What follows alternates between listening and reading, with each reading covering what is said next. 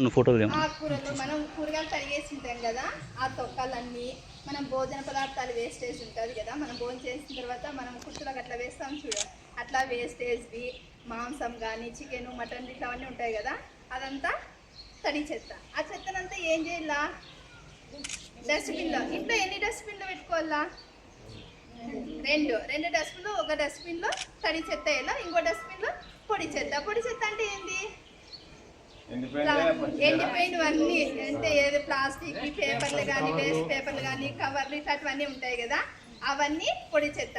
ఆ రెండు వేరు చేసి ఎవరికి వెళ్ళా? మనం ఆడితే ఆడబడేయాలా? బయట మన ఇంటి పక్కన ఎక్కడ పెట్టాలి దాన్ని? డస్ట్బిన్లో నుంచి ఎక్కడ వెళ్ళా? స్వచ్ఛ భారత్ బండి వస్తుంది కదా, ఆ రెండు డస్ట్బిన్లో తడి చెత్త ఒక దాంట్లో, పొడి చెత్త ఒక దాంట్లో మీ అమ్మ వాళ్ళకి చెప్పండి, వేరు చేసి వేపించేసేసి అవి రెండు మన స్వచ్ఛ భారత్ బండి వస్తుంది కదా, బండికి ఇవ్వాల. రెండు కలిపి ఇవ్వకూడదు, సరేనా? ఇంట్లో అందరికీ చెప్పండి, ఇంట్లో అమ్మలకి.